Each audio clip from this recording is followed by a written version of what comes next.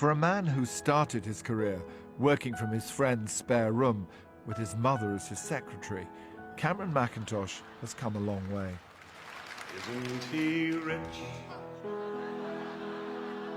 Isn't he square? Isn't he counting the house somewhere out there? Send in the crowds.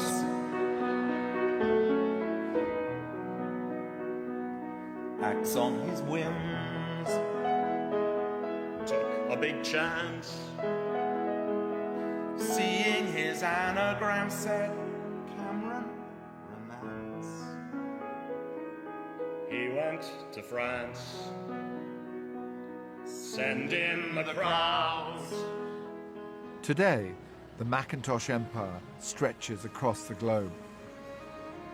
He owns 8 London theatres. You can't be doing about that much. And a worldwide music licensing company, Music Theatre International, which grants professional and amateur theatres around the world the rights to perform musicals from Broadway, Britain and beyond.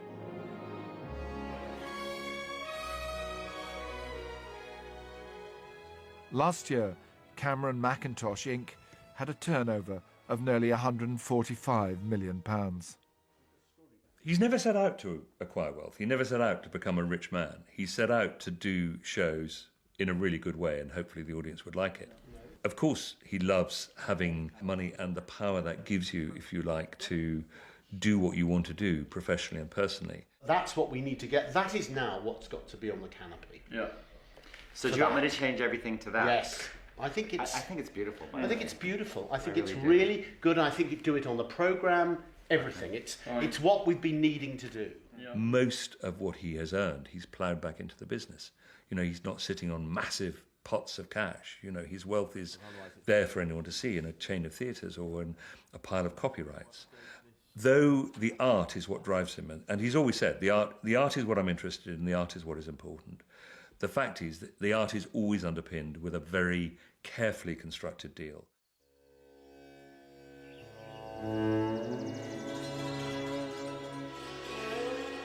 Cameron's canny business sense has afforded him the freedom to take considerable creative risks. Just like Cats and Les Miserables, his next new musical would be a bit of a leap of faith. Set during the Vietnam War, it reunited him with Boublil and Schoenberg, who'd been inspired by one very powerful photograph. Taken just before the fall of Saigon, it featured a woman parting with her child in the hope of giving her a better life in America. The mother knew that she will never see her daughter again. And the daughter knew that she will never see her mother again. And I was totally shocked by the picture. That seemed so incredible that someone could give away her own child. Sensing the power of the story, Boublil and Schoenberg set to work. The heat is on in Saigon, the girls are hot in hell. And as the musical took shape, they approached Cameron Mackintosh. I arrived and he gave me a synopsis of a show called Miss Saigon. And I knew immediately that this was something extraordinary. Do you want one motel of a Vietnam girl? Want to know I was born to a man I don't love? It was a real, true, tough, searing story, and I felt it could be wonderful, but it would be like dancing on a razor blade was the image that came in my mind. It had to be, you know, to deliver what a musical needs to do to be a musical, but it also had to be utterly truthful to everything.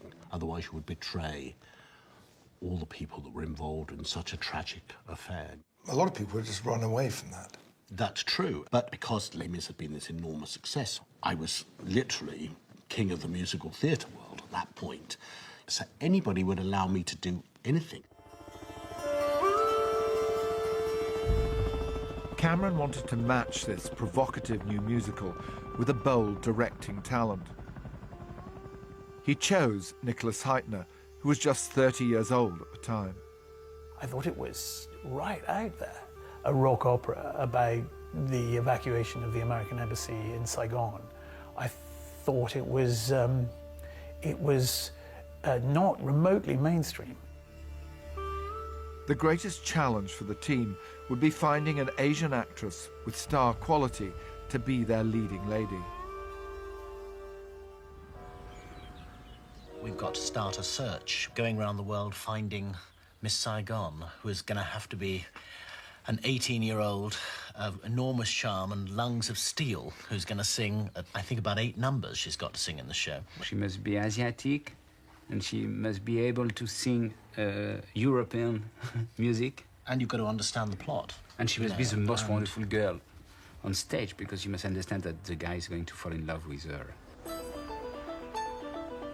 And so began a 12-month intercontinental search. The casting process for Miss Saigon is typical of the way Cameron works. It was exhaustive and meticulous. When did you arrive in States? 1981. I was in Saigon before.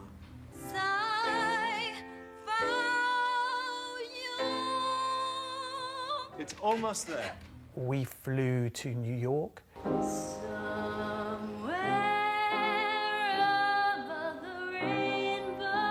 To Hawaii. Should I speak of love? Let my feelings now. I never thought I'd come to this. By the time they reached the Philippines, after a year on the road, the team was starting to despair. But in Manila, they finally had a breakthrough. We set up all these auditions there. Literally thousands and thousands of people came. And at first, people were very wary, you know, because normally people only went there to find housekeepers. Or the idea of someone seriously wanting to take Filipinos there and put them on London or Broadway was not true. But at the moment they found out it was really true, it had an incredible effect within the country. Asking as little as you can. We held 2 or 3 days of auditions, and it was during those auditions that a large part of the London company came, including Lea Salonga. Could you autograph this for me? Who arrived with the score of Les Miserables and asked Alain Claude Michel to sign it, which felt like a good move. For Lea, who is very talented. Thank you. Now, Lea Salonga was the Julie Andrews we discovered of Manila. I mean, she was a star from the age of 8. This one, it's a duet. Mm-hmm. She then sang with a kind of incandescent sincerity that just swept everybody away. You are sunlight and I moon, joined here, brightening the sky with the flame of love. There was barely any debate. She was so obviously who we needed.